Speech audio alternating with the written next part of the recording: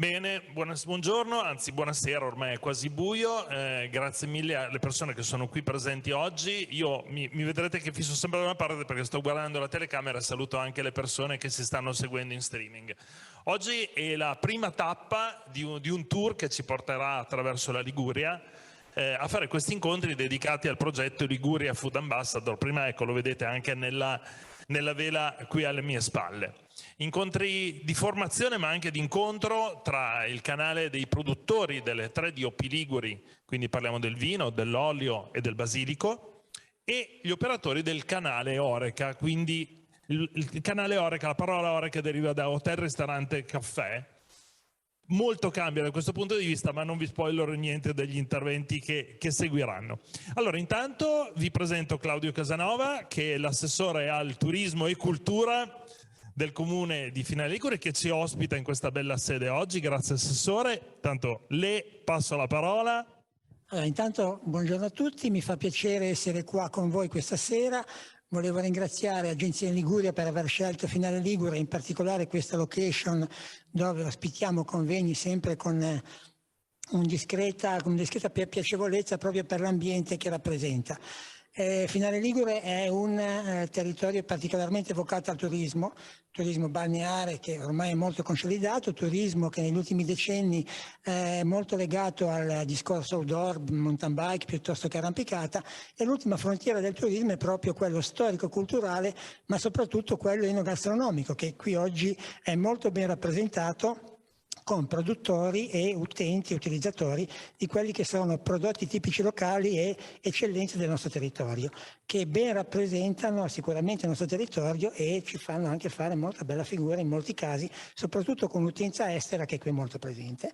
Io lascio la parola sicuramente ai molti che interverranno, che meglio vi spiegheranno e vi racconteranno tutte queste nostre eccellenze. Grazie. Grazie Claudio, grazie mille. Allora, passo la palla, anzi invito qui con me Francesca Montaldo, che è la responsabile marketing di Agenzia in Liguria, ovvero sia la DMO dell'assessorato regionale al turismo, ma anche un po' l'eminenza grigia dietro tutto ciò, cioè coloro i quali hanno fortemente voluto questa azione di forte integrazione tra il canale della distribuzione e il canale della produzione, ma perché la regione Liguria, tra le prime in Italia, è vero, bisogna dare atto, ha capito il forte connubio tra il mondo del cibo e il mondo del turismo. Francesca? Grazie per l'eminenza grigia, oggi sono in rosso per svecchiare un po' questa giornata.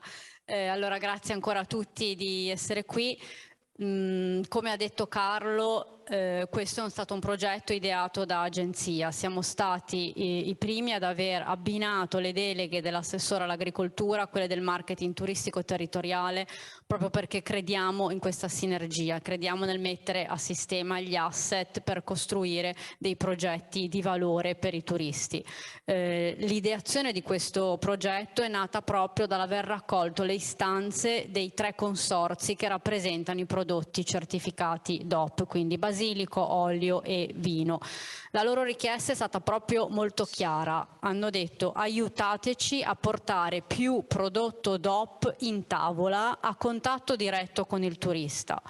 Tutte le persone dopo di me vi spiegheranno e entreranno meglio nei dettagli. Sappiamo bene che i prodotti di qualità certificata non sono prodotti adatti magari a una grande distribuzione, ma hanno bisogno di una rappresentanza particolare, di qualcuno che racconti la storia e l'identità che sono dietro questi prodotti, e solamente voi, tanto produttori quanto ristoratori, potete essere i veri ambasciatori del prodotto e dei territori, perché raccontano i nostri valori e le nostre identità. Sapete tutti benissimo quanto è importante per l'identità di un luogo e soprattutto per il ricordo di una vacanza in Liguria, il poter abbinare questi ricordi a tutto quello che abbiamo degustato e scoperto sul territorio. Se avete visto nel video abbiamo inserito uno slogan che è "Porta la Liguria con te", e questo è proprio in modo un po', partiamo no, dalle teorie del marketing e le applichiamo a quello che vediamo tutti noi nella nostra vita comune. Quando andiamo in vacanza in un bel posto vogliamo comprare i prodotti tipici che abbiamo degustato lì e portarli a casa per avere un ricordo. Questo è molto importante, è fondamentale, agevola il passaparola e tiene nella memoria delle persone il ricordo di una vacanza. Quindi noi stiamo cercando di andare incontro ai bisogni del nuovo viaggiatore che vuole fare un incontro non solo con il prodotto, ma vuole fare un incontro con voi che siete i narratori delle storie che stanno dietro i vostri prodotti, le vostre tradizioni, il perché avete ereditato l'azienda di famiglia, e potete rendere personale questo viaggio, questa esperienza unica che il turista cerca di fare qui a casa nostra. Il nome Food Ambassador è stato proprio scelto come gioco di parola perché sono sia i prodotti che sono i nostri ambasciatori, ma anche voi siete, voi intendo come produttori e rappresentanti del settore Horeca, siete gli ambasciatori del prodotto e della Liguria, e a loro volta i nostri turisti possono diventare ambasciatori presso i loro amici e attraverso il meccanismo del passaparola, che è ancora il più efficace, diventare appunto ambasciatori del nostro territorio, la nostra amata Liguria. Grazie a tutti. Grazie Francesca. Bene, allora, Francesca è sempre bravissima perché fa sempre degli interventi pochissimo politici ma molto concreti, sembra veramente un relatore vero, complimenti. Allora, chiamo qui con me il primo degli ospiti che abbiamo invitato per questa prima tappa, Febo Leondini, vieni. Allora, intanto ve lo presento mentre Febo si microfonizza. Ok, allora Febo Leondini è qui in veste di tutor del Master in Trade Management della Lewis Business School, è arrivato oggi da Piacenza con un muro di nebbia, quindi intanto grazie che sei qua Febo. Allora, il primo intervento di Febo è volto a un tema molto specifico per questi incontri che andiamo a fare. Mi spiego bene. Il tema di questi incontri è l'incontro tra mondo della produzione e mondo del consumo, quindi il famoso canale Horeca, no? Horeca, Hotel, Restaurant, Caffè.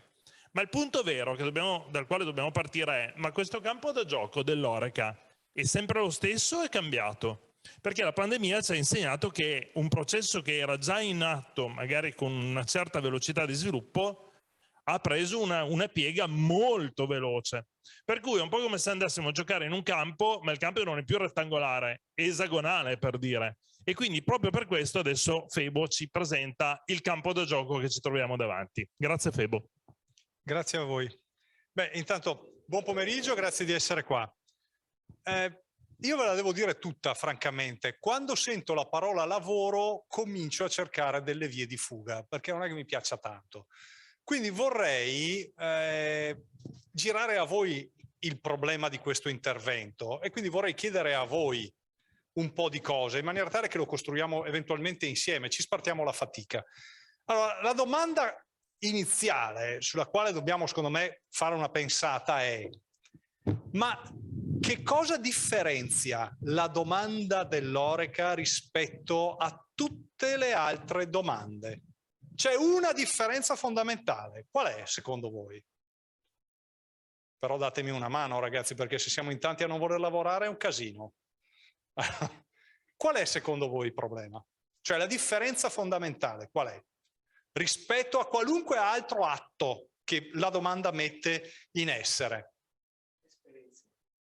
L'esperienza, perfetto. Andiamo avanti su questa strada. Il servizio, d'accordo. La qualità, un discorso sul prodotto, va bene, ma non ho capito. La proposta, cominciamo ad avvicinarci un po' di più. Qualcun altro?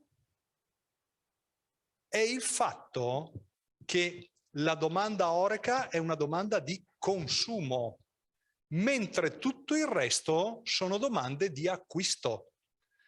Siamo parenti, ma anche un po' serpenti, non siamo proprio tutti sulla stessa barca, siamo sullo stesso mare, ma abbiamo barche diverse. E di questo dobbiamo avere consapevolezza, perché il consumo ha tre determinanti fondamentali.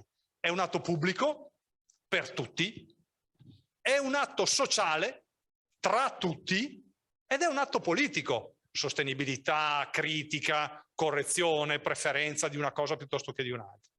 E allora voi capite che questo crea una scala che va, diciamo, anche qui a 3 livelli. Quando immaginiamo, cioè, quando facciamo acquisti su Amazon, per esempio, tendenzialmente ci viene da dire che abbiamo comprato l'oggetto, questo microfono, l'abbiamo comprato su Amazon, diciamo così. Non ci passa neanche per la testa di dire che siamo clienti di Amazon. Diciamo che l'abbiamo comprato su Amazon. Amazon ha un aggregatore funzionale, non fa nient'altro che questo. Discorso un po' diverso quando siamo abbonati ad Amazon Prime, dove ascoltiamo la musica, guardiamo la TV, abbiamo la consegna oggi per ieri. Allora lì, diciamo, siamo clienti Prime. E quando poi invece andiamo al bar, o andiamo al ristorante, o andiamo in pizzeria, il tema è che ci siamo andati con un amico. E compito del gestore, di chi fornisce questo tipo di discorso, e quindi servizio, qualità, esperienza, è quello di farmi sentire costantemente a casa mia, anche se sono a casa degli altri. Girava, e ogni tanto lo si vede ancora in giro su internet, il famoso cartello con scritto un caffè, 2 euro. Buongiorno, per favore un caffè, 1,50 euro. Buongiorno, per cortesia, potrebbe farmi un caffè, 1 euro. Nell'Horeca, e tutti a dire giusto, sì, bene, perché no, nell'Horeca è esattamente il contrario. Io quando entro in un bar sono autorizzato ad entrarci sapendo che mia moglie mi sta lasciando, che ieri ho perso a calcetto e che ho disfatto la macchina tornando a casa, ma devo uscire pensando che tutto sommato il mondo è a colori. E la differenza tra questa roba qua tocca a voi. La differenza che c'è tra acquistare su Amazon, essere cliente Prime e andare in un punto vendita la fa l'esperienza. Questo per dire che quando cambia il modello di consumo dell'Horeca, significa che siamo cambiati noi. Mentre se cambia il modello, mentre se cambia una funzione di domanda, può essere successo di tutto, ma è comunque correlata a variabili quantitative, quantità, prezzo, andamento del mercato. Quando cambia il modello di consumo nell'Horeca, significa che siamo cambiati noi. E in questo anno e mezzo siamo profondamente cambiati. Resteremo come oggi? No.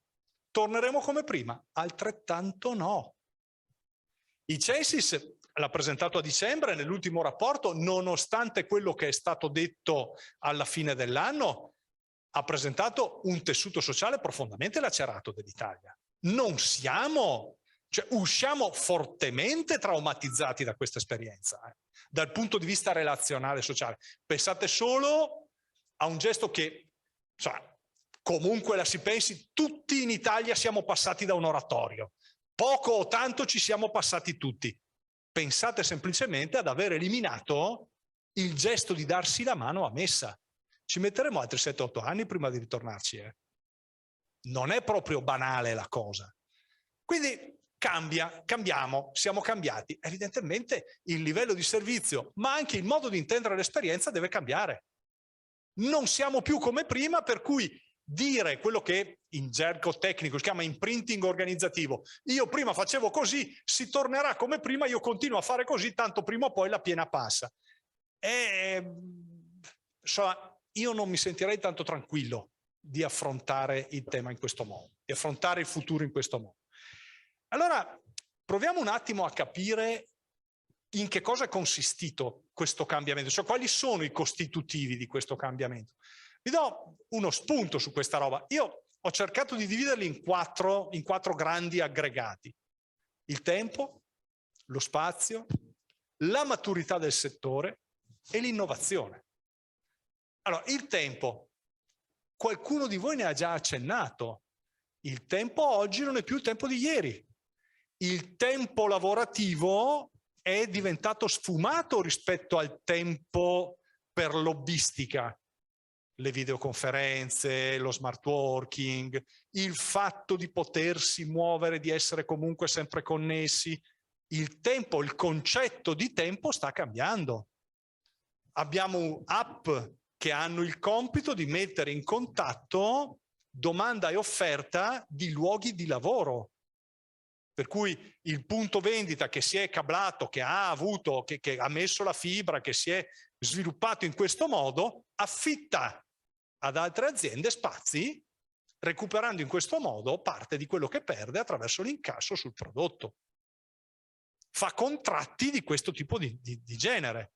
Oggi un palazzo ufficio da 7 piani, l'esempio è vero, è occupato per 4, con il risultato che chi prima pagava l'affitto per 7 piani adesso lo paga per 4, e i 3 piani sono 50 uffici sparsi in giro per la città o l'immediato hinterland. Probabilmente chiuderà qualche bar sotto l'ufficio, ma ne riaprirà qualcuno sotto casa. Cambieranno i formati? Sicuramente sì. Cambieranno i prodotti in parte? Senz'altro sì. Ma questo concetto del tempo si riversa immediatamente sia su un concetto di esperienza ma anche sul prodotto, perché evidentemente se in un condominio da 20 famiglie ne ho 8 che lavorano in smart working, alle 11 ci si trova nel bar sotto casa, non si prende la birra da 33, è evidente. Quindi cambieranno queste cose. Lo spazio. Oggi se noi pensiamo al bar o alla pizzeria o al ristorante o all'albergo, immediatamente ci spostiamo con la mente in un posto. Ma la pandemia ci ha insegnato che spostarsi in un posto non è un'azione così banale. Lo spazio non è più direttamente nelle nostre mani, non siamo più noi a decidere dove andare. Perché chiudere un comune non è altro che una riga vergata su un pezzo di carta e esposta fuori all'albo pratorio del comune. Chiuso, basta. È finita. Se tu sei lì dentro, tu lì ci resti. Chiuso. Ci ha insegnato questo. E allora l'idea è, proviamo a pensare all'Horeca non più come un luogo, anzi un fuoriluogo, il fuori casa, ma come un processo. Cioè un modo di unire domanda e offerta indipendentemente dal luogo in cui questo avviene. Allora voi capite che in questo modo cominciamo ad attribuire senso a tutta una serie di nuovi entranti che stanno affacciandosi sul mercato.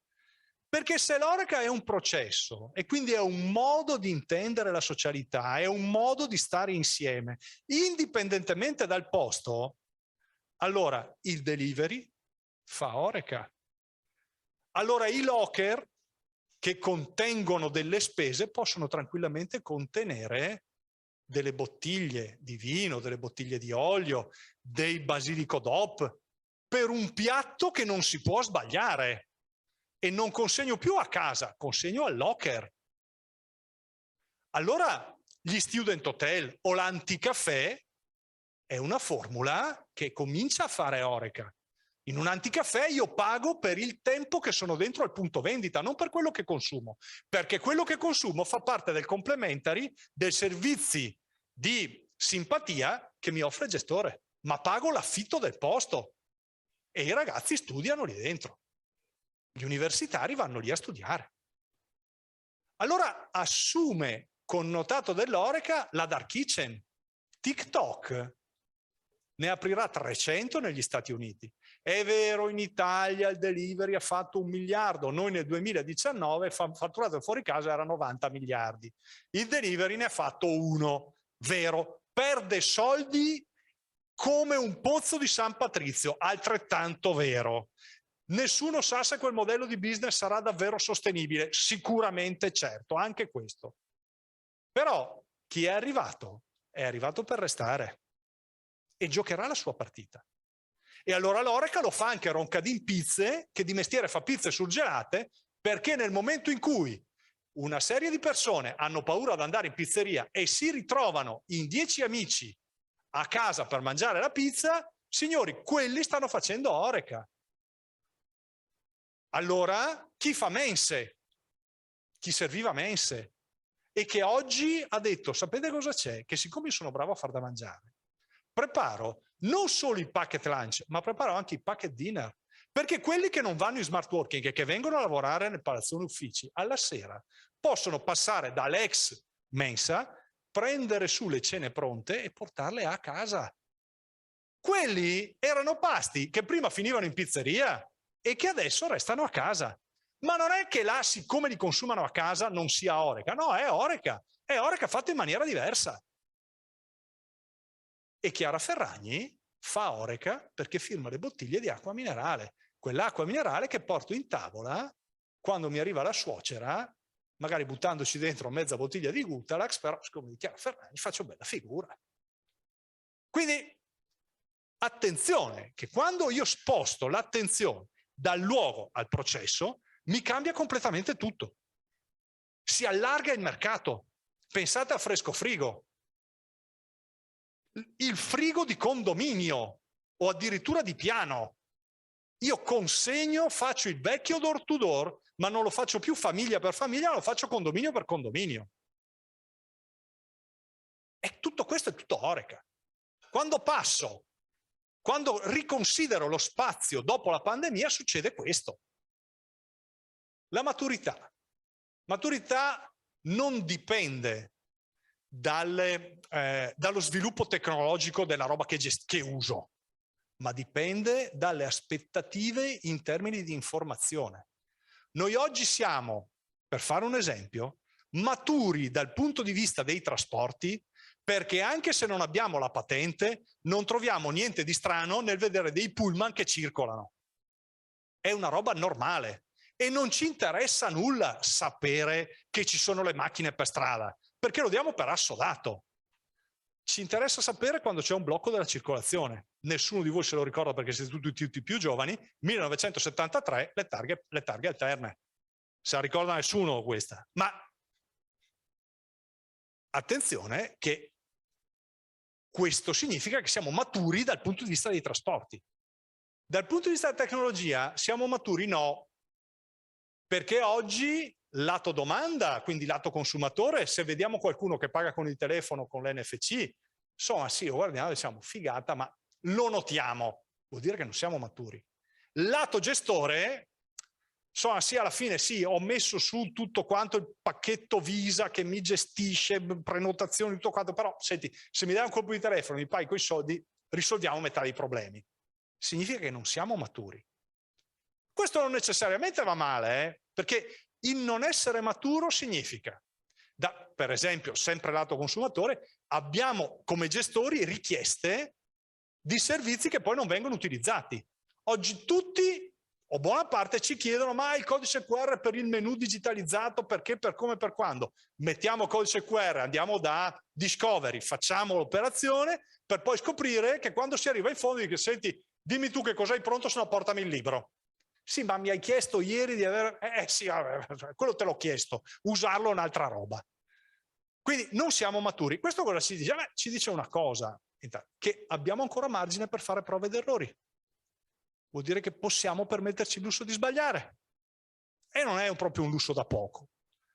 E un altro aspetto che ci dice è che, attenzione, che in questo momento abbiamo ancora margine per poter procedere a una revisione critica dei nostri processi. La digitalizzazione oggi è ancora vista come un'ancella a dei servizi che sono, a dei processi organizzativi, meglio, che sono indiscutibili. Quindi io digitalizzo a patto che la digitalizzazione non mi chieda di rivedere completamente il processo, ma mi snellisca un iter procedurale che di mio ritengo immutabile. La mettiamo giù in maniera un po' diversa, è come quando l'ente pubblico ti manda a casa l'autodichiarazione da fare in PDF, ma poi ti dice la devi presentare con la marca da bollo, ti aspetto in comune o ti aspetto in agenzia con la marca da bollo. non ho digitalizzato il processo, al massimo ho evitato una coda al cittadino per venirsi a prendere il modulo e poi per riportarmelo, te lo mando, eviti una coda, ma è il processo. Lì abbiamo un vincolo legislativo, non puoi andare fuori dalla legge. Se la legge ti dice che devi fare così, fai così, punto e basta. Banalmente ve la tiro. Oggi i fax, chi è che lo usa ancora? Tutti gli studi dei commercialisti e tutti gli studi degli avvocati, perché la comunicazione a mezzo tele facsimile è prevista dal codice civile, il che significa che un tribunale ti può mandare la comunicazione per fax e tu devi averla, non puoi dire ma io non ho il fax, no, perché è previsto dal codice. Quindi ci sono alcuni processi che dal punto di vista legale devono restare in piedi, ma all'interno della nostra azienda i nostri processi li dobbiamo costruire noi. Dobbiamo smetterla di vedere la digitalizzazione come un'ancella a processi già fatti, perché la digitalizzazione ha due grandi vantaggi: far recuperare efficienza, evidentemente rimettendo in discussione tutto, e far recuperare efficacia. Oggi eravamo a prendere un panino con Carlo Vischi sul lungomare e ci hanno portato le tovagliette di carta piegate perché erano ancora quelle estive. Ora, è evidente che devo sempre trovare un bilanciamento tra costi e benefici, chiaramente. Però oggi con la stampa digitale voi capite che dipende dai volumi, sempre, perché ci sono cantine piene delle tovagliette comprate 5 anni fa che adesso vanno anche buttate via, quindi ci sono un po' di problemi, ci sono. Ma voi capite che se all'atto della prenotazione gli scappa detto a chi mi prenota che è una cena di anniversario, faccio una tovaglietta al volo, stampata al volo, magari ho un canovaccio prefatto e poi gliela stampo al volo con i nomi, con la data, non lo so con che cosa, ma la gestisco in maniera diversa. Il merito del digitale è questo. Certo è che se all'atto della prenotazione l'unica cosa che mi limito a dire io è mi dica l'ora e io assegno il tavolo, fine, alla richiesta di aiuto, perché una prenotazione questo è una richiesta di aiuto per far funzionare bene un evento, la mia risposta è burocratica, ora e tavolo, ho un problema. E infine l'innovazione. L'innovazione, stiamo attenti, perché se io guardo cosa è successo in Europa nell'ultimo anno, i venture capitalist, cioè chi tira fuori soldi per fare innovazione, li ha tirati fuori per tantissime cose, ma non più per l'hospitality, non più per l'Oreca. Cosa significa? Significa, a parte Glovo, ma che fa una partita per conto suo, e un po' Gorilla.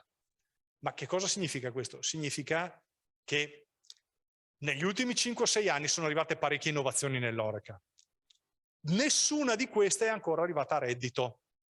Allora il venture capital dice ok, innovazione ce l'abbiamo, adesso facciamo consolidamento. Aspettiamo di vedere che cosa succede.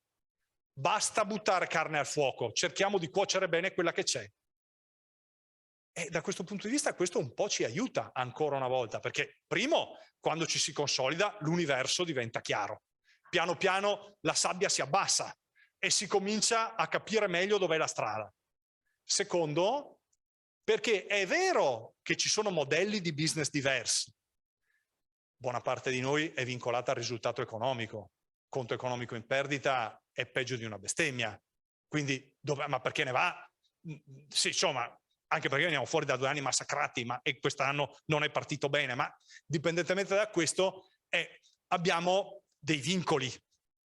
Altre realtà, le dark kitchen, i delivery, cose di questo genere, ha altre regole. Però il fatto che il venture capitalist abbia detto fermi tutti, stiamo alla finestra, significa che un po' anche questi cominceranno a venire dalla nostra parte, a giocare la nostra battaglia, a rendersi conto dei problemi che abbiamo. Giusto per darvi un'idea, per Cassi, licenziatario di Starbucks e licenziatario di Wamagama, 2020, le 2 insegne più quello che ha 30 polenta al miglio di Orio al serio, più le 2 o 3 piadinerie che ha negli aeroporti, ma comunque 2020 5 milioni di euro di fatturato, 2 milioni di euro di perdita.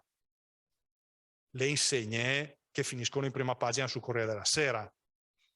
Ma perché Starbucks in Piazzale Cordusio? Sì, un pozzo di San Patrizio di perdite. Questo va detto per onestà. Però vuol dire che sì, ma tanto prima o poi arriverai da me. No, no, perché lui segue un'altra partita. Farà i conti come noi, comincerà a farli, ma gioca con regole diverse. Dobbiamo capirle queste regole. Dobbiamo capirle molto bene, perché saremo chiamati a giocare anche nel loro campo, se l'Oreca è un processo, non è più un luogo. Ci siamo? Quindi, detto questo, a questo punto, provando un attimo a arrivare in chiusura, perché intanto buona parte di queste robe qui le trovate su LinkedIn, perché ho pubblicato ieri lo studio, quindi se avete voglia lo trovate là sopra. Però, al di là di questo, ora, se io provo a portare a unità questa roba qua, è quella di dire, benissimo, abbiamo visto che siamo cambiati noi, quindi è cambiato il nostro modello di consumo, quindi noi dobbiamo adeguarci a questo nuovo modello di consumo giocando sulle 4 leve, spazio, tempo, maturità e innovazione. A questo punto dobbiamo trovare il modo di mettere insieme un nuovo canovaccio della narrazione, chiamiamolo così, che ci consenta di affrontare questa nuova sfida. È una sfida che si può affrontare da soli? Sì e anche no. Sì, perché evidentemente l'intuito, la capacità di organizzazione, la sagacia dell'imprenditore è unica ed è irripetibile. No, perché certi aspetti, pur avendo ampi margini di scalabilità, necessiterebbero di corpi intermedi che dessero una mano. Cioè dovremmo smetterla di ragionare in termini meridiani, dovremmo cominciare a ragionare anche in termini paralleli, perché è un esempio che faccio sempre, faccio molto spesso, è settore del fashion, giusto per andare fuori, per alzare gli occhi dalla scrivania. 170.000 aziende in Italia, 750.000 dipendenti. Risultato 4,9 dipendenti per azienda. Durissima digitalizzare in questa situazione, anche perché dei 4,9 2 sono i padroni, marito e moglie, zio e nipote, cioè siamo a posto. Ecco. Quindi lì bisognerebbe cominciare a sviluppare delle piattaforme che consentano sì di competere, ma di competere sulla formula imprenditoriale, non tanto sulle piattaforme utilizzate, perché se competo sulle piattaforme utilizzate ho un problema, anche perché oggi, esattamente come l'esclusiva di prodotto, scusatemi ma fa fatica a reggere nel XXI secolo il prodotto in esclusiva, altrettanto la piattaforma in esclusiva fa fatica a reggere, a non essere copiata, a non essere imitata. Quindi evidentemente il vostro vantaggio competitivo nasce da un'altra parte, non da esclusive commerciali o da esclusive tecnologiche, soprattutto nel commercio. Nell'industria è un'altra roba, perché esclusiva tecnologica nell'industria evidentemente è incorporata nel prodotto e se io ho il brevetto del Common Rail, il Common Rail lo faccio io, non lo fa nessun altro. Ecco. Però nel commercio non funziona così. Quindi fattori di scala, fattori di diciamo agevolazione interna e corpi intermedi che possono aiutare questi meccanismi, questi cambiamenti. Secondo me, per come siamo messi in Italia, sia dal punto di vista tecnologico che dal punto di vista finanziario, non abbiamo grandi problemi ad affrontare questa roba. Abbiamo un limite culturale.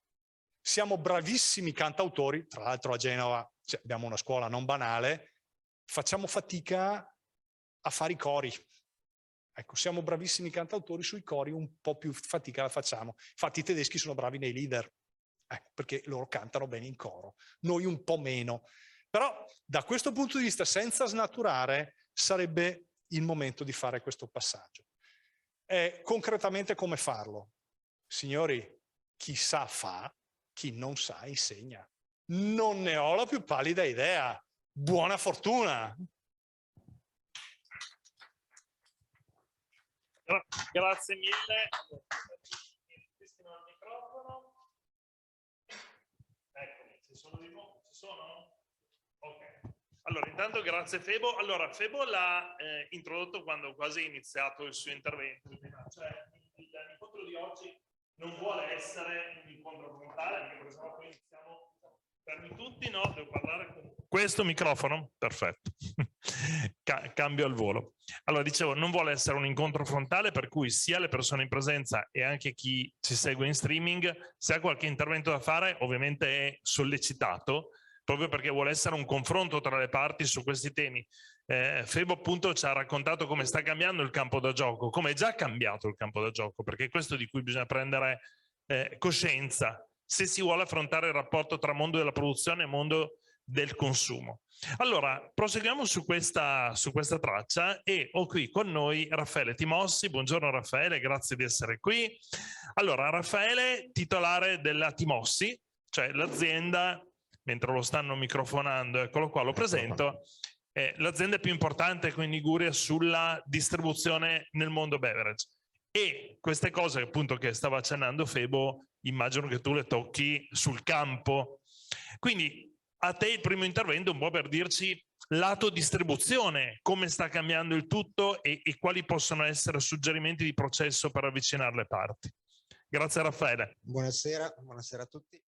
Sì, indubbiamente conosco i processi, anche perché conosco Febo, e di queste cose se ne parla, scusate, di questi temi se ne parla onestamente da diverso tempo. Chiaramente, come dicevate in apertura, la situazione Covid non ha cambiato lo scenario, che era in evoluzione comunque già precedentemente, lo ha semplicemente accelerato, ma ha cambiato alcuni modi di consumo, e su questo sono pienamente d'accordo con Febo.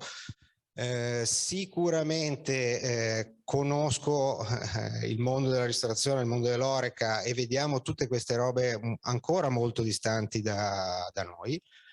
Di fatto abbiamo degli strumenti per arginare queste tendenze che sono, diciamo, non si possono fermare, ma abbiamo una grande fortuna nel nostro canale, che è quello di un consumo di esperienza, quello che dicevamo prima, consumo che solo il nostro canale è in grado a portare, e solo con un lavoro di coro, come appunto diceva Febo, possiamo amplificare in questo momento, perché noi cosa possiamo fare oltre che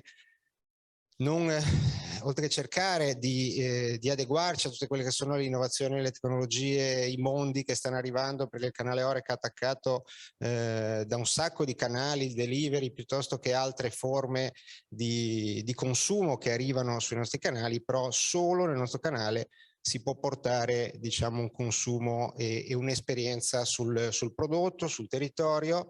Gli ingredienti li abbiamo tutti, bisogna miscelarli, bisogna probabilmente, ecco, il grande cambiamento che reputiamo che dobbiamo fare, abbiamo il compito di portare avanti, è quello di mettere ancora più passione e più cultura su quello che stiamo facendo, raccontare meglio i prodotti, raccontare meglio i territori. E ancora un'altra volta qua torno al coro, perché queste iniziative sono molto importanti, perché dobbiamo mettere insieme istituzioni, ristoratori, produttori, i fruitori dei servizi, per portare avanti un percorso di conoscenza del prodotto.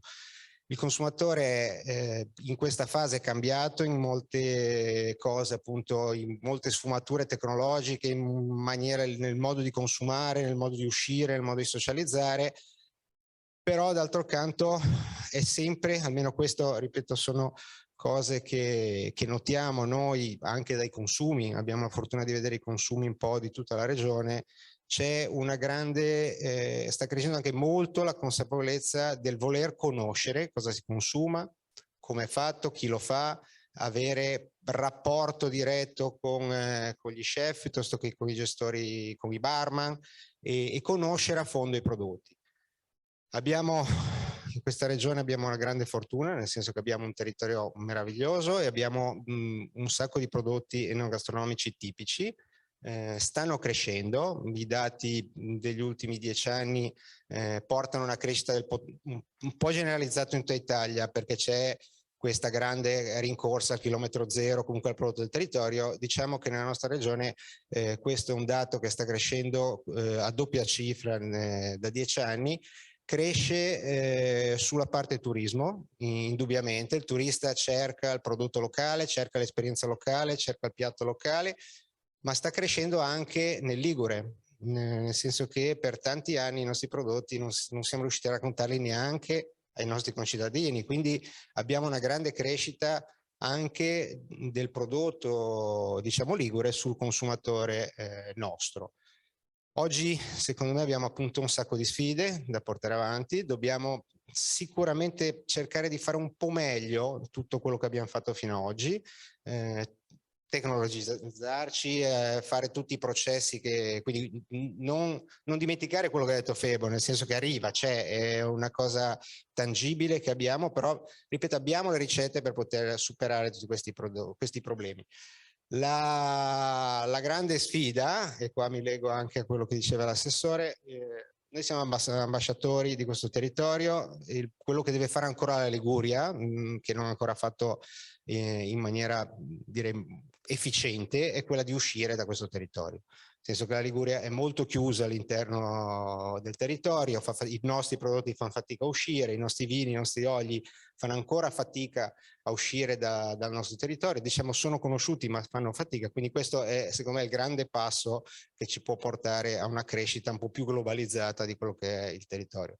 Diciamo la pandemia ha portato un sacco di problemi, ha portato anche qualche vantaggio, abbiamo avuto negli ultimi 2 anni un turismo diverso, quantomeno abbiamo avuto il ritorno degli italiani sul nostro territorio, quindi italiani che poi ritornano nelle proprie città, nei propri paesi, quindi possono raccontare dei nostri prodotti, quindi dobbiamo, dal mio punto di vista, se vogliamo continuare a far crescere la regione e i prodotti, dobbiamo continuare a raccontarli. La gente, diciamo, nel nostro canale ha voglia di rilassarsi, ha voglia di sedersi, ha voglia di sentirsi raccontare qualcosa, bisogna farlo nel miglior modo e tutta la distribuzione deve farla, perché il distributore deve riuscire a trasmettere i valori dei prodotti ai gestori dei locali, i produttori devono non solamente produrre ma raccontare i propri prodotti e andare sui territori.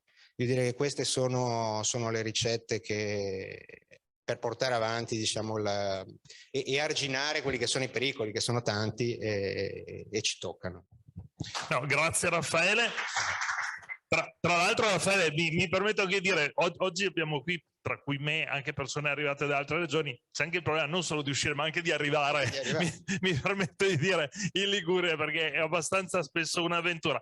Va anche detto che è proprio anche la conformazione della regione che porta anche a un frazionamento dei consumi sulla regione stessa, perché se io abito a La Spezia, bere un vino di dolce acqua è quasi come bere un vino di un'altra nazione, no? Cioè, o viceversa, chiaramente.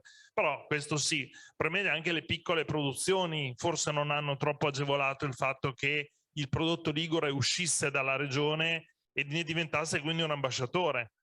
Dall'altro lato vuol dire che c'è anche un discreto consumo nella regione stessa, quindi ovviamente ci sono sempre i 2 lati. Allora, Laura Gazzolo, buongiorno, grazie Laura di essere qui con noi. Allora, Laura Gazzolo, direttrice dell'hotel, vieni un po' più in centro perché abbiamo la telecamera qui, se no siete, è direttore della C Hotel di Genova, quindi hotel importante, hotel molto business anche come tipo di clientela, con la ristorazione, quindi siete anche voi uno dei famosi player di cui si diceva del canale Horeca, e avete anche voi un esempio concreto di utilizzo dei prodotti del territorio in un hotel business, quindi business lo diciamo per tutti, cioè quegli hotel dove soprattutto va la gente magari per motivi di lavoro più che non di turismo, probabilmente anche, però anche molto di lavoro. Ma soprattutto di un marchio internazionale. E poi di un brand internazionale. Tanto ti lascio la parola, perché sei una bravissima relatrice, quindi non c'è bisogno che ti accompagni troppo. No, è proprio questo il punto. Io lavoro in una struttura che è una struttura dove tendenzialmente queste tipologie di brand, il cliente deve ritrovare lo stesso ambiente, lo deve ritrovare spostandosi di città in città, sia esso in Italia che fuori. Quindi in qualche modo si spersonalizza un po' la struttura, no? Perché ci sono degli standard che noi dobbiamo rispettare, quindi le cose devono essere fatte in un certo modo, tutte uguali, no? E tra l'altro noi queste cose le dobbiamo rispettare, se non le rispettiamo ci mettono la crocetta rossa, insomma abbiamo tutto un sistema di controllo ovviamente degli standard. E cosa succede? Che molto spesso ci vengono dati anche gli standard per ciò che mettiamo nel nostro menù. La nostra colazione deve essere fatta in un certo modo, ovviamente, e il pranzo e la cena devono sempre avere dei piatti definiti internazionali, ok? Perché? Perché la clientela è internazionale, quindi si pensava, e adesso qua vi dico che io ragiono ormai al passato in questo senso, si pensava che il cliente dovesse arrivare e ritrovarsi, no, in tutti i posti in cui era stato, ritrovare le stesse cose. Io credo che un altro di quei cambiamenti che abbiamo visto è proprio questo. In realtà non è così. E questo lo dico proprio io che rappresento il contrario, cioè rappresenterei proprio una struttura dove tu devi ritrovare le stesse cose a Milano, a Firenze, no? A Torino e a Genova. E quello che è successo proprio quello, che invece il cliente in qualche modo ci ha fatto capire, e questo lo dico onestamente, cioè non è che siamo dei geni o siamo nell'avanguardia, no? Però ci ha fatto capire che in realtà lui voleva fare un'esperienza. Nel momento in cui, ok, sono venuto in questo hotel rappresenta per me una certezza, però io sono a Genova, nel caso specifico, ovviamente vi sto parlando di me. E quindi dal momento in cui il cliente entra, vuole conoscere il posto dove si trova.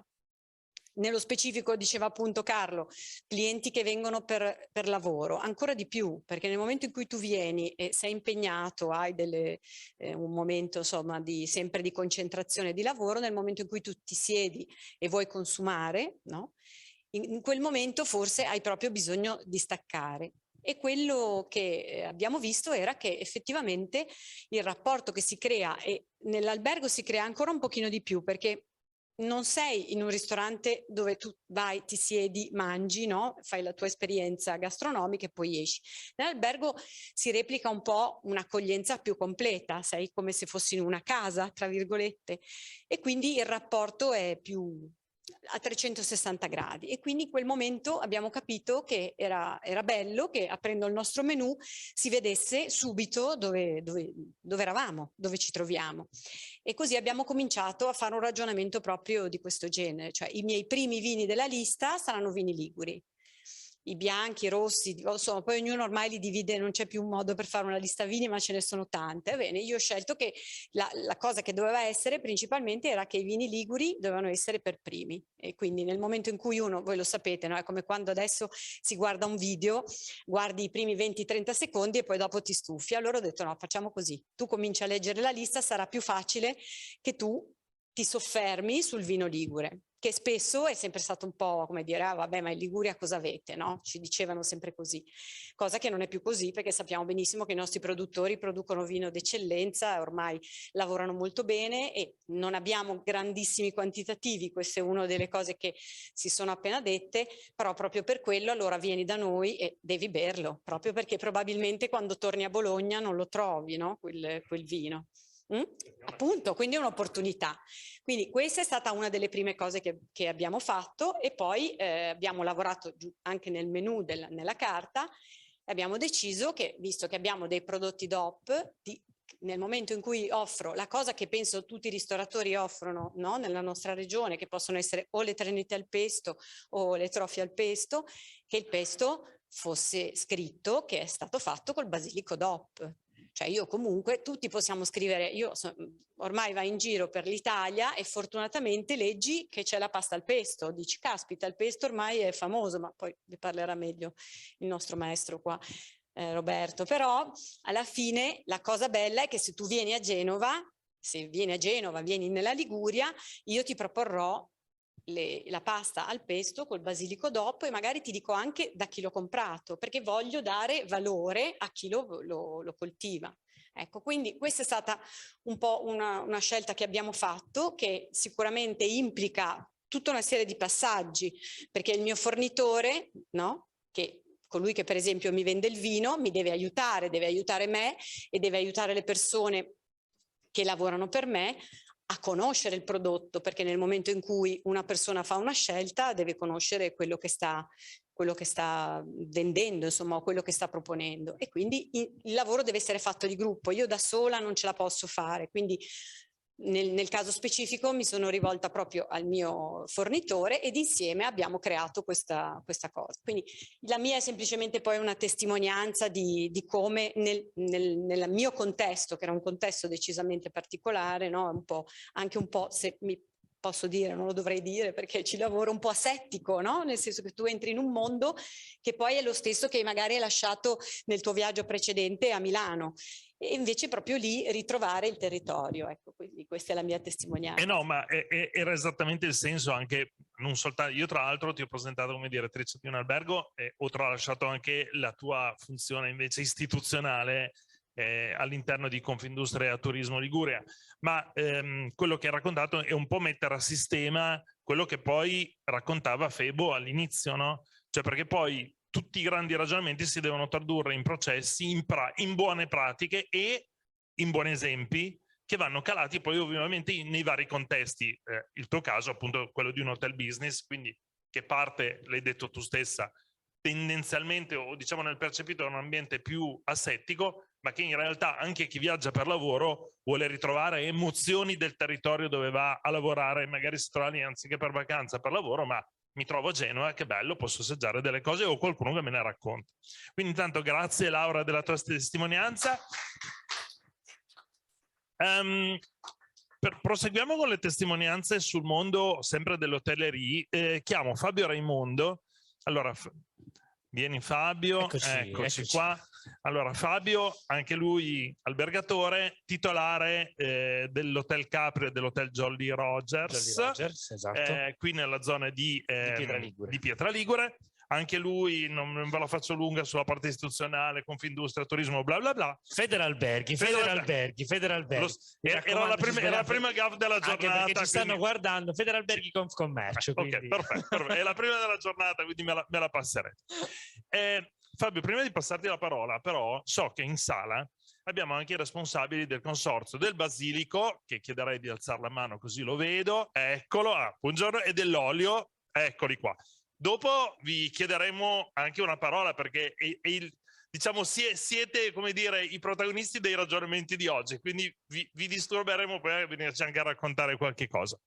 Allora Fabio, quello che dicevamo con la Laura, no? Cioè la Laura hotel business e ha sfruttato questa sua caratteristica appunto per introdurre i valori del territorio tramite il cibo. Ritorniamo sempre all'argomento, no? Il cibo è ambasciatore del territorio, sia sul proprio territorio che fuori. Riprenderemo anche queste cose. Tu invece hai un hotel più leisure, no? Più per i turisti, nel senso positivo della parola. Solo una cosa che dico sempre, ed è buffo, se pensiamo alla parola turismo, coniugata da sempre adito a un significato negativo. Menù turistico, percorso turistico, è sempre negativo. Albergo turistico, oh mamma mia, no. Sempre. Invece hotel di esperienza. Raccontaci un po' la tua. Beh, intanto ti faccio la seconda correzione. In realtà dalla pandemia abbiamo creato i pleasure, quindi clienti che viaggiano per lavoro ma anche per vacanza e quindi gli alberghi della Riviera si sono completamente modificati o stanno subendo dei cambiamenti radicali. Una volta in Liguria si veniva a fare la pensione completa, la mezza pensione, pranzi che iniziavano alle 11:30 e finivano a mezzogiorno e mezza, non di più, no? In realtà ormai l'asset turistico è cambiato, abbiamo ormai clienti sempre più giovani, sempre più dinamici, ma anche giovani non d'età che sono troppo dinamici e che prediligono un altro servizio. La nostra struttura, l'Hotel Jolly, detto anche Joe, no? Dagli amici, è questo, cioè è invocato a quello che è il turismo di oggi, quindi con spazi comuni condivisi che possono fare la colazione, ma anche una colazione business piuttosto che una colazione classica da turista. I buffet fortunatamente io dico sono spariti totalmente perché erano un qualcosa di toccare continuamente, invece devo dire che la pandemia ha anche portato, no, nell'innovazione questa situazione di poter come dire, spiegare il prodotto della colazione, che è una cosa fondamentale, ma soprattutto gli hotel si stanno modificando e stanno diventando internazionali anche togliendo in questo caso la pensione completa e mettendo una ristorazione alla carta, non una classica ristorazione ma spiegando i prodotti tipici, cioè riportando i prodotti tipici nella nostra ristorazione, che sono sempre stati spiegati ma anche male. Una volta quando io mi trovavo il pasto della pensione un'alimentazione completa, che ci fosse una pasta al pesto, una pasta al pomodoro, era uguale, tanto pagavo uguale. Invece, secondo me, l'importante oggi è dare un giusto valore al prodotto che stiamo servendo. Questo ha portato anche a modificare il concetto di albergo sulla parte del beverage. Oggi gli alberghi, soprattutto quelli che in qualche modo vogliono andare su una clientela internazionale o giovane, ma anche local, puntano a essere alberghi dove c'è un buon vino, c'è la ricerca del vino, c'è la ricerca del cocktail con prodotti tipici, il basilico piuttosto che il chinotto, ma soprattutto quello che oggi bisogna cambiare è il concetto, e che sta cambiando grazie anche un po' alla pandemia, no? Nella pandemia abbiamo visto tante cose negative, ma anche dei punti di forza importanti, di cambiamento. Oggi gli hotel sono luoghi aperti. Quando si va in un albergo non è più un albergo chiuso, gli alberghi sono aperti perché può entrare sia il turista che viene a soggiornare in una camera, ma può entrare anche un cliente che non soggiorna in questo albergo. Perché? Perché noi dobbiamo imparare un po' anche dal concetto internazionale, e la Laura ne è un esempio lampante. All'estero gli alberghi sono i primi punti dove io posso andarmi a divertire, dove io posso andare a bere una roba buona, dove io posso andare a mangiare bene. In Italia questo invece è sempre stato un po' discriminatorio. C'erano i rooftop di Milano, oggi è uscito un articolo sul Corriere della Sera che Roma è diventata la città degli alberghi aperti, perché la movida si fa negli alberghi. Questo è un punto fondamentale.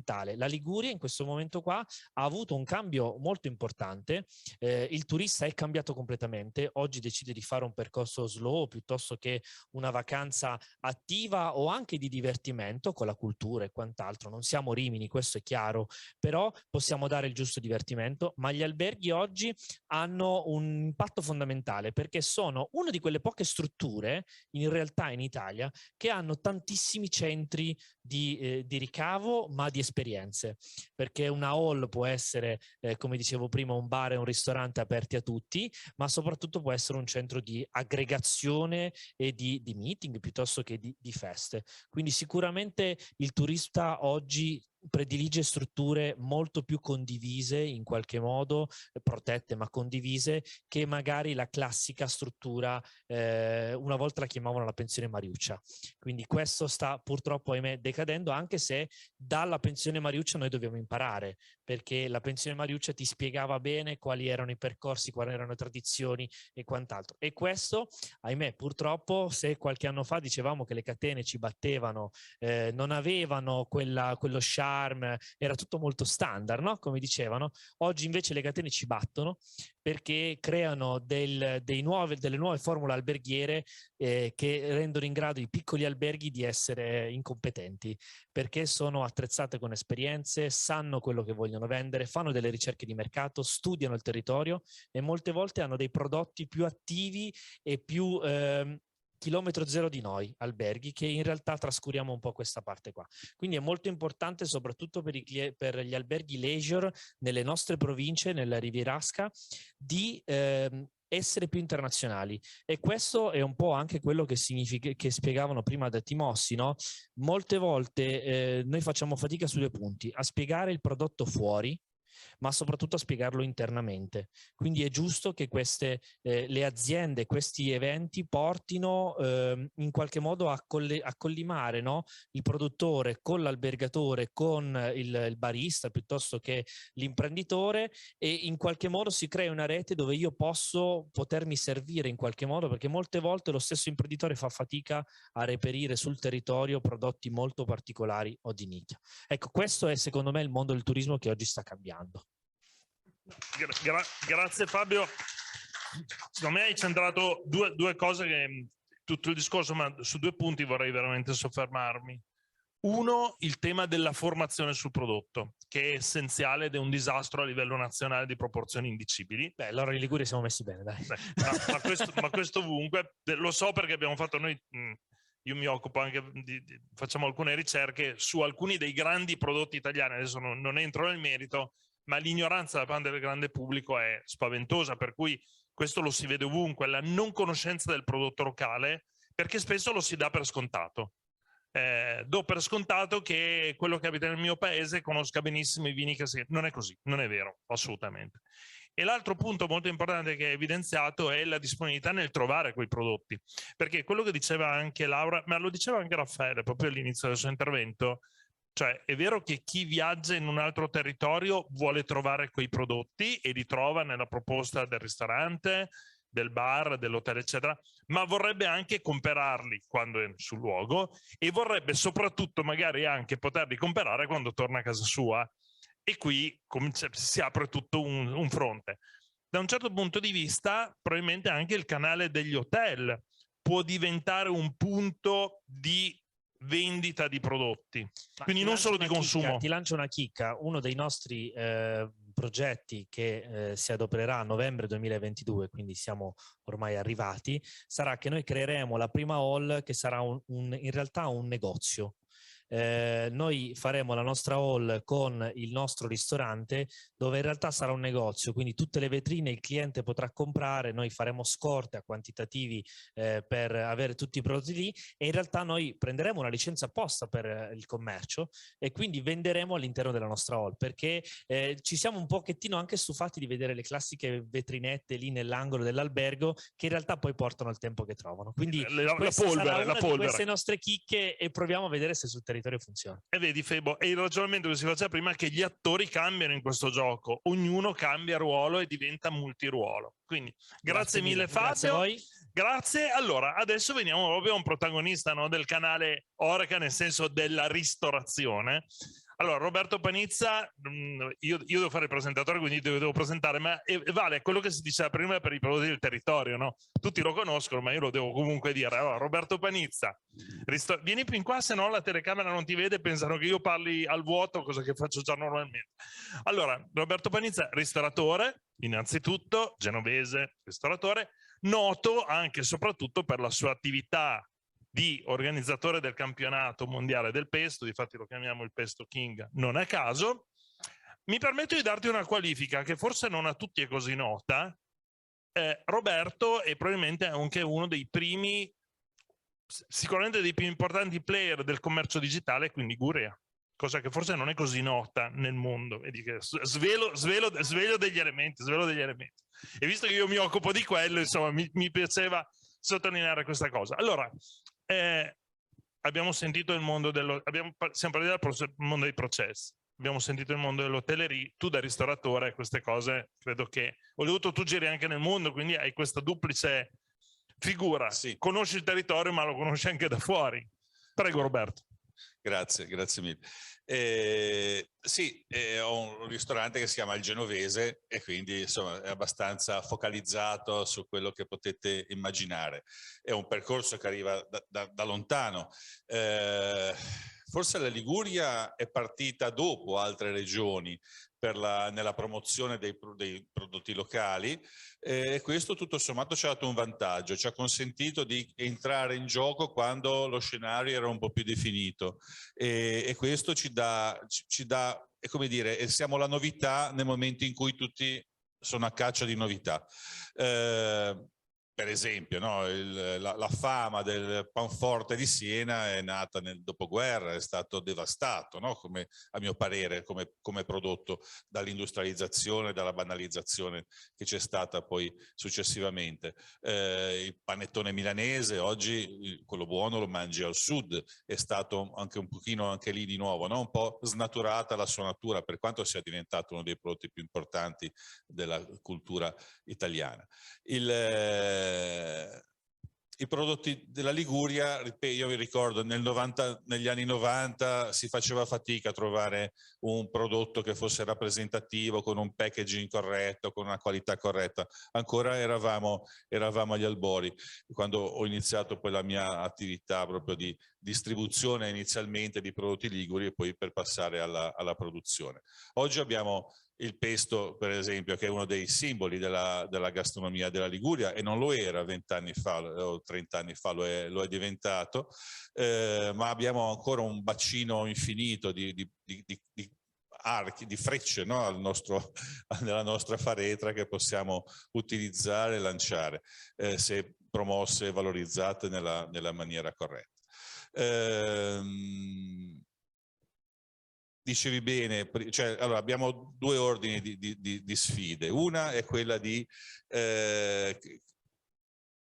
riferita alla ristorazione, e cioè il modo in cui noi possiamo promuovere un'attività di ristorazione oggi in questo 2022. Diceva bene Febo, prima ha fatto un'introduzione insomma, e quindi ha detto tutto, no? C'è tutto in quel primo intervento.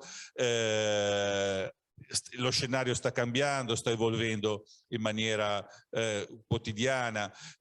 Abbiamo le grandi aziende, le grandi multinazionali, le grandi start-up iperfinanziate che si propongono sul mercato, vengono a invadere le nostre nicchie, e noi dobbiamo essere in grado di rispondere, no? e di reagire. E qui allora facciamo un discorso magari legato anche alla comunicazione, quanto è difficile comunicare oggi per una piccola realtà la propria esistenza, le proprie attività, e poi avere il menù più interessante possibile, avere i prodotti più interessanti possibile, ma devi essere anche in grado di farlo sapere, superando, no, il rumore forte che fanno le grandi strutture che di quello vivono, no? Allora lì, come è successo per l'e-commerce, no? O per il mondo del web in generale, 20-25 anni fa, quando si muovevano i primi passi, e quindi era difficile capire come dovesse essere strutturato un sito di e-commerce, su cosa doveva puntare, su cosa non poteva puntare, ed era difficile anche per chi si affacciava in quel momento a quel mondo trovare le professionalità giuste, cioè non sapevi chi fossero gli interlocutori corretti, no? Se la grande mega agenzia che ti chiedeva, no, cose tremende, se il piccolo programmatore, se le cose, tutti dicevano, o quasi tutti, le cose giuste, ma non tutti riuscivano poi a farle, magari anche pur volendolo fare, perché non avevano la struttura, le competenze. E adesso diciamo che insomma, si è sviluppata una certa professionalità che è diventata un pochino più accessibile. E di nuovo anche nella comunicazione nel mondo dell'Horeca, della ristorazione, ma non solo, anche lì è tutto un mondo che dobbiamo imparare noi per primi, no? a utilizzare, a gestire e a indirizzare verso gli obiettivi che vogliamo raggiungere. E per quanto riguarda invece il prodotto, uno dei problemi, sicuramente la Liguria ha il problema della scarsa produzione, dicevamo prima dei vini, dicevamo prima della qualità di questi vini, ma non solo, anche degli oli.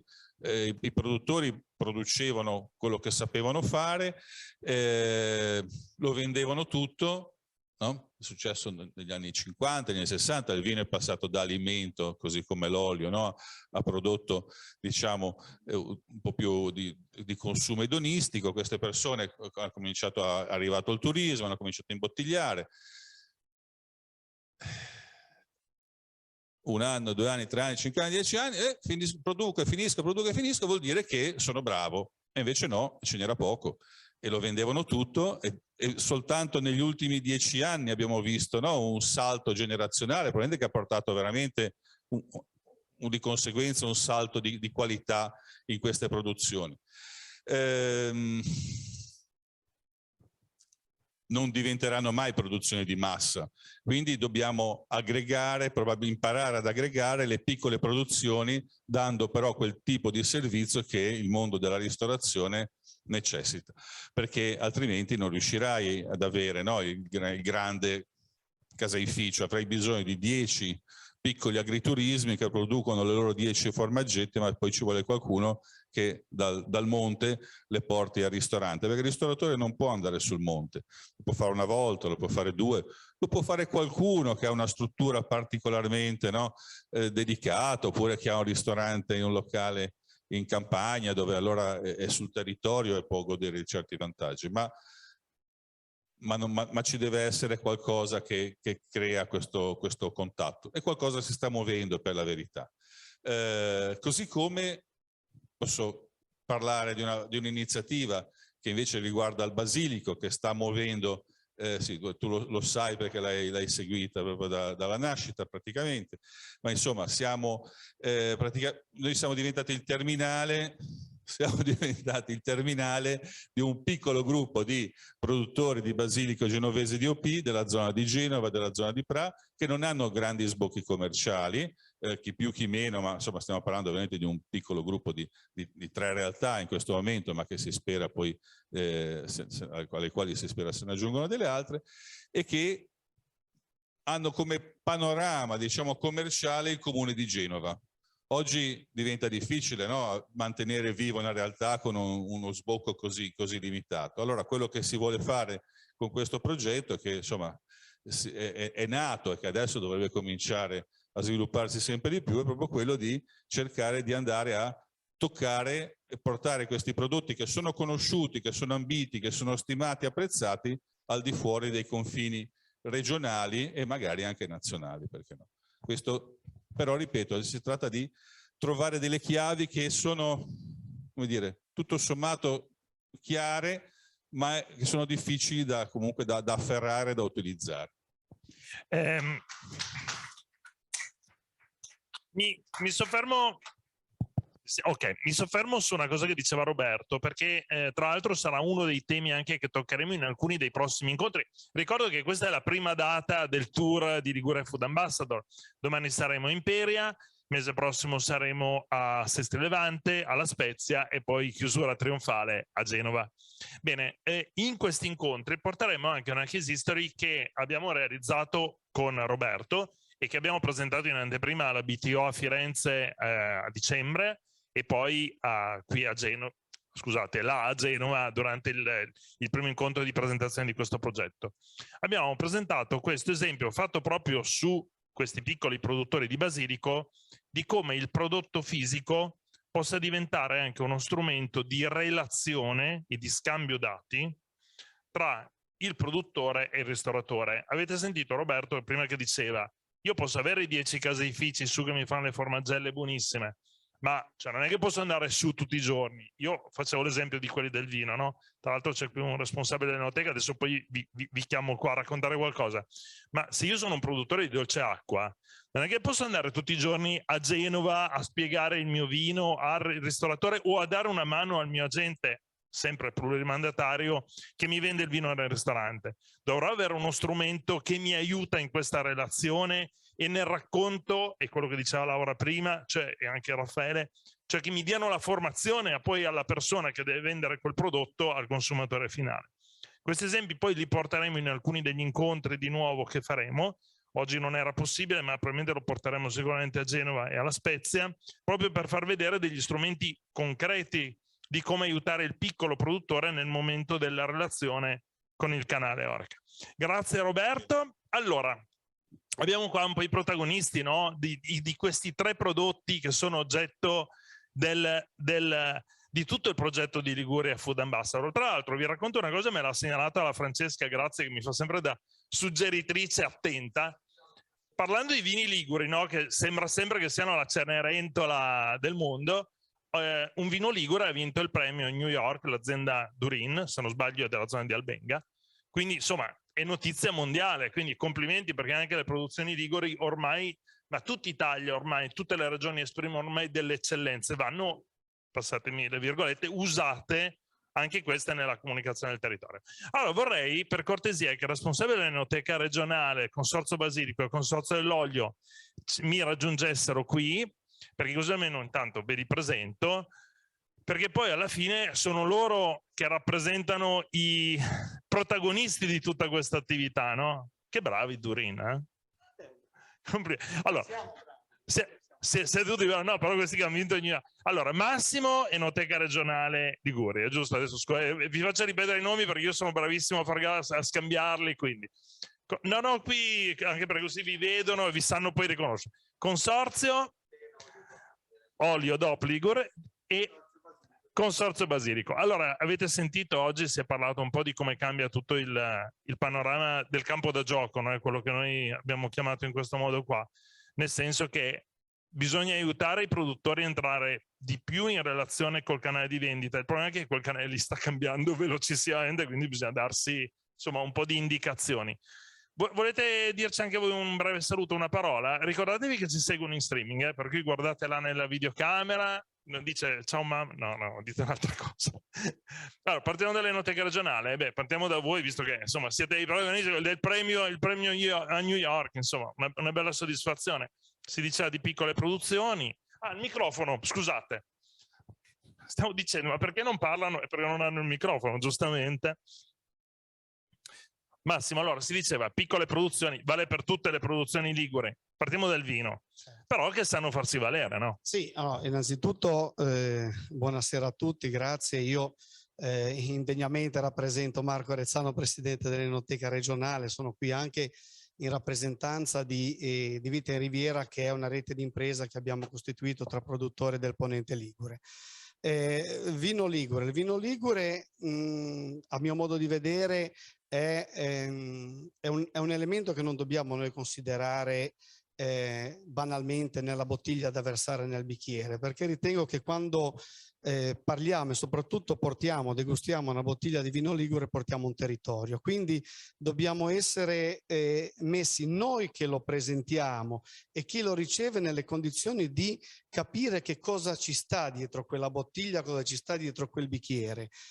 Parliamo di una regione con 8 denominazioni di origine e diverse IGP che permettono un panorama di produzione che va dai vini bianchi ai vini rossi, ai vini fermi, ai vini mossi, ai passiti. Quindi diciamo una varietà per cui il fatto di per sé che non ce ne sia così tanto, secondo me è una delle nostre peculiarità più importanti, cioè il fatto di essere veramente espressione di un territorio. Se uno guarda la Liguria così come è connaturata, come facciamo a pensare di essere produttori in concorrenza col Piemonte? Ma non lo vogliamo essere. Noi vogliamo essere noi stessi, rappresentando quello che è il nostro bello, con tutte le difficoltà, con una viticoltura che viene definita eroica, ma la è, perché in tante situazioni abbiamo un discorso di geomorfologia del territorio che ha le sue particolarità, ma anche tanti pregi, la vicinanza del mare, la collina, la montagna,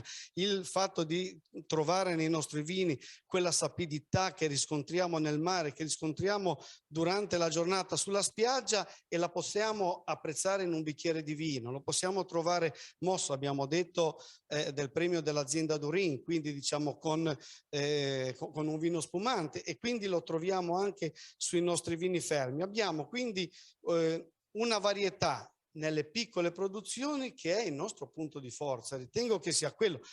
Poi se banalmente arriviamo a settembre e il vino è finito, signore, ce ne faremo una ragione, vuol dire che abbiamo lavorato bene, che il vino è piaciuto, che l'abbiamo consumato, e se i nostri amici di Milano e di Torino non se lo portano a casa, faranno bene a ritornare la stagione successiva per consumarlo, comprarlo e portarselo a casa. E prenotarlo anche magari.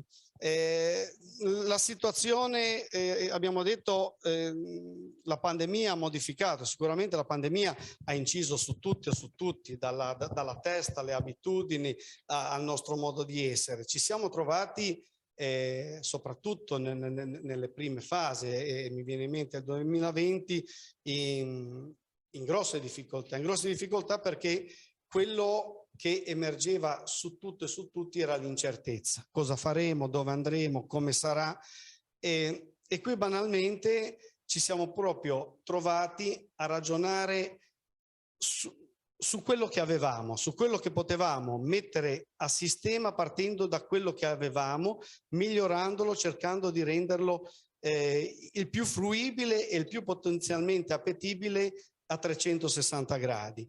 Abbiamo affrontato un 2020 di difficoltà, ne siamo usciti, abbiamo affrontato un 2021 che è iniziato come è iniziato e che comunque, dobbiamo dirlo, nel corso della primavera e dell'estate ha avuto una ripresa enorme. Abbiamo sentito chi ci ha preceduto, la presenza degli italiani che hanno riscoperto l'Italia, che hanno riscoperto la Liguria.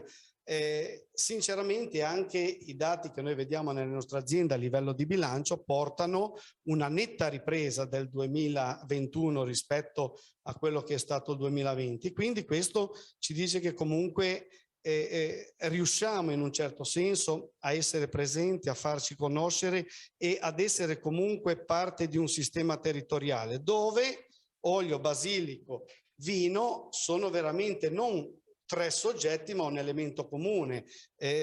Un uomo solo al comando, c'era Fausto Coppi, ormai dobbiamo scordarcelo quell'aspetto lì. Dobbiamo creare e fare sistema. Un piccolo accenno sulla nostra esperienza a livello locale, rete di impresa Vite in Riviera, una rete di impresa costituita da 25 aziende vitivinicole e una olivicola del Ponente Ligure. Da dove siamo partiti? 2009, idea di partecipare a ProWine a Düsseldorf. Partiamo un manipolo di 10 aziende senza sapere dove andavamo. Ci abbiamo messo i soldi noi, abbiamo investito su noi stessi, sulla nostra proposta di farci conoscere. Siamo arrivati a Düsseldorf, Padiglione Italia. Il primo giorno, ovviamente i francesi sempre più furbi, il primo padiglione all'ingresso era quello francese, il Padiglione Italia era in fondo alla fiera. Primo giorno di apertura fiera riservata unicamente a operatori del settore, non abbiamo visto nessuno arrivare, Padiglione Italia. Secondo giorno cominciano ad arrivare i primi, per riuscire a spiegare dove era la Liguria abbiamo dovuto utilizzare Cinque Terre e Festival di Sanremo, perché non sapevano dove era la Liguria. Ok, quindi ci siamo detto ragazzi, ferma tutto, dobbiamo riorganizzare, rimetterci insieme e fare sistema. Abbiamo creato questa rete di impresa che dal 2016 gestisce la sede dell'Enoteca regionale per la Liguria ad Ortovero della provincia di Savona. Negli anni, utilizzando i PSR, abbiamo messo a sistema progetti in 3 anni per circa 600.000 euro di budget, partecipando a Vinitaly, realizzando iniziative, e in questi anni della pandemia, riuscendoci a muovere tra le pieghe della legge, nel nostro piccolo, tra l'estate 2020 e l'estate 2021, abbiamo portato sul territorio del Ponente Ligure 15 giornalisti che operano nel settore dell'enogastronomia, facendo parlare quindi della Liguria, del Ponente Ligure, tutto un sistema per cui ad oggi effettivamente comincia ad esserci una corrispondenza. Bravi, complimenti. Non ognuno ha il proprio microfono. Allora, intanto grazie. Il mondo dell'olio è un po' simile, non al mondo del vino, nel senso che anche nel mondo dell'olio la Liguria ha già espresso nel tempo già produttori che hanno preso premi rilevanti a livello nazionale, eccetera. Quindi ci sono già delle eccellenze riconosciute e anche qui ci troviamo con un tessuto produttivo molto simile, piccola impresa, no? Sì. Piccole imprese neanche tanto qualche volta, perché poi riconosciamo alla Liguria la grande importanza delle scuole di assaggio e quindi della capacità di assemblare anche prodotti provenienti da tutte le regioni, non soltanto italiane ma anche estere. Quello che differenzia l'olio DOP Riviera Ligure, di cui fanno parte quasi tutte le aziende, dalle più grandi alle piccole, è la provenienza certamente solamente ligure, quindi con olive lavorate delle diverse varietà storiche presenti, autoctone presenti in Liguria, e che compongono un panorama molto ricco e diversificato tra grandi aziende e piccole aziende di 1 migliaio di soggetti, tra olivicoltori, frantoiani e confezionatori. La differenza rispetto al panorama dell'olio extravergine di oliva confezionato in Liguria, che è l'attu fondamentale su cui la DOP è riuscita a crescere per diffondersi sempre di più, è che si tratta di un prodotto legato al territorio e con delle caratteristiche qualitative ben distinte, che sono le stesse, secondo me, che corrispondono ai vari soggetti anche dell'Oreca o della ristorazione o dell'alberghiero che sono localizzati in Liguria, che possono quindi legarsi bene nella qualità e nel legame col territorio con i prodotti a denominazione di origine, siano essi il basilico, i vini liguri. L'importanza, secondo me, di questi momenti, come il vostro, è quello di cercare di fare un po' un salto culturale con i concetti che avete espresso, tipo il processo legato al racconto, e quindi è un cambiamento in atto, la necessità di personalizzare l'offerta che può proporre la Liguria con i diversi soggetti, anche con capacità tutte distinte, la necessità di raccontare, di comunicare ancora meglio, e poi se si riesce anche con servizi in grado di aggregare le produzioni di qualità che non sono esagerate, come ricordava il rappresentante dell'Enoteca.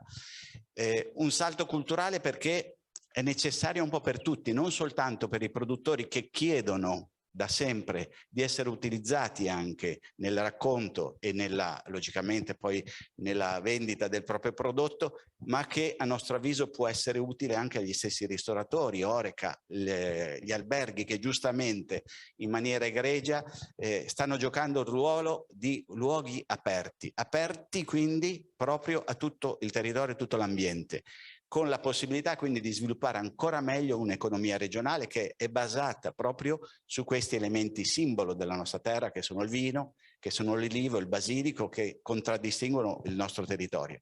Quindi l'operazione che cerchiamo di sviluppare insieme a Regione Liguria è quella di aiutateci a raccontare sempre meglio le produzioni e aiutateci a proporle sempre di più sul mercato, perché sono quelle distintive che vi possono rendere anche attraente il vostro racconto, la vostra esperienza che andate a proporre nel vostro luogo, che sia albergo, che sia ristorante. Interessante questo legame anche con i prodotti a denominazione di origine, perché se voi guardate con tutti i cambiamenti in atto, la stessa grande distribuzione lo sta facendo. Se voi guardate c'è sempre più tendenza a richiamare il proprio consumatore sui prodotti locali. Oggi, per esempio, c'è stato anche il comunicato stampa di McDonald's che dà una terza, mi sembra terza edizione di My Selection, promuove gli hamburger con i prodotti a denominazione di origine del territorio. Questo vi fa capire che non ci sono frontiere in cui che non si possono varcare, ma si può legare il prodotto a denominazione di origine protetta che vi garantisce sull'origine e sulla qualità in tutti i diversi segmenti di mercato. No, ma hai centrato esattamente il tema, perché parlando di massimi sistemi, una delle cose che è sempre venuta fuori in tantissimi incontri è stato quello proprio di dire che la globalizzazione ha portato in realtà a un'attenzione a quello che abbiamo vicino e che fino all'altro giorno eravamo sempre vicino, solo che non lo vedevamo e non ci davamo attenzione. Tra l'altro, proprio su questi temi che ci raccontavate voi, nei secondi 3 incontri del tour, i 3 consorzi vi chiameremo anche a un intervento maggiormente proprio di formazione sul prodotto. Comunque sarà un'interlocuzione che inizierà dopodomani, che faremo il secondo, ci vedremo anche domani in Peria, mi auguro e spero, e quindi cominceremo a organizzare sui secondi 3 incontri, perché proprio su questo tema del racconto, cioè lo diceva Massimo prima, io sui nomi chiedo sempre perché li sbaglio, questa estrema varietà di prodotti necessita un racconto sugli operatori molto importante. E veniamo al basilico. Tra l'altro poi alla fine dell'incontro, lo dico anche così per quelli che ci seguono in streaming che non potranno farlo, ma noi che siamo qui abbiamo poi un bel assaggio anche dei vostri prodotti, quindi li assaggeremo, li toccheremo per mano. Allora, il basilico si differenzia ovviamente dagli altri 2 perché voi avete un prodotto che poi viene anche trasformato, quindi esatto. Magari vi chiedo se venite un po' più in qua e lui un po' più in qua, perché così lo vedono dalla videocamera. La differenza è proprio questa, che è un prodotto che è un ingrediente, non è un prodotto a sé stante che lo mangi come bere il vino, come condire con l'olio. Per questo motivo non so perché, ma è successa una cosa molto strana, che il mercato dell'Horeca praticamente non comprende l'utilizzo di basilico DOP, se non rarissime mosche bianche che invece lo scrivono, lo promuovono, ne spiegano le caratteristiche e tutto quanto, ma sono veramente molto pochi nella ristorazione, bisogna andare proprio nella alta ristorazione. Purtroppo la scusa che di solito usano questi operatori è non si trova sul mercato. Questa è un'informazione assolutamente errata, perché sul mercato si trova il basilico DOP, sono loro che non lo richiedono al loro distributore. E per cui loro... A volte è sempre il famoso cane che è lui che non mi cerca e l'altro che non si trova, però sicuramente si può lavorare per fare in modo che... Siamo stati fortunati nel creare un utilizzo totalmente nuovo del basilico, per cui il basilico genovese DOP è stato recepito abbastanza sul nascere dall'industria alimentare, che ha trovato fondamentale contraddistinguersi da dei pesti alla genovese senza il basilico genovese DOP, perché con un basilico senza identità, e invece fregiarsi dell'utilizzo del basilico genovese DOP avendo veramente un punto in più, un plus in più di tutti gli altri produttori che non si sono mai vestiti di questa etichetta, e questo ha fatto un po' esplodere tutta la produzione, tutta la distribuzione del basilico. Oggi non so quanti produttori di basilico non utilizzino il basilico genovese DOP. Chi non utilizza solo quello fa una linea e poi ne fa un'altra. Però diciamo che il grosso del mercato è quello. Nei confronti dell'Oreca siamo veramente, ci sentiamo un po' dei bambini. Bene, Adesso grazie a persone come la C-Hotel o come Roberto Panizza, che si è piegato al nostro volere di cercare di distribuire questi maledetti mazzetti, che tra l'altro hanno il difetto, sono maledetti perché sono deperibili purtroppo. Io sono invidiosissimo verso di loro, veramente invidiosissimo. E loro sono invidiosi verso di me perché loro fanno dei investimenti molto più nei lunghi anni, mentre noi possiamo seminare quello che vogliamo tutti gli anni. No, intanto grazie di questo intervento, che appunto vi ho chiamati un po' all'ultimo, ma era doveroso. Ci diamo appuntamento naturalmente a domani con voi, lo dico anche a coloro i quali ci seguono in streaming per l'appuntamento di Imperia, sempre domani alle 16:30, e poi lì annunceremo le altre 3 date del tour su La Spezia, Sestri Levante e Genova. Grazie mille. Allora, direi che possiamo volgere al termine di questo primo incontro. Ringrazio tutti voi che siete stati in presenza, coloro i quali ci hanno seguiti in streaming. Ancora un saluto a Francesca Montaldo, ovviamente responsabile di Agenzia in Liguria, che l'ho chiamata all'inizio la mente grigia dietro a tutto ciò. E a questo punto, per i presenti, mi dispiace per quelli che ci seguono in streaming, ci avviamo a un meritato aperitivo. Buona serata a tutti.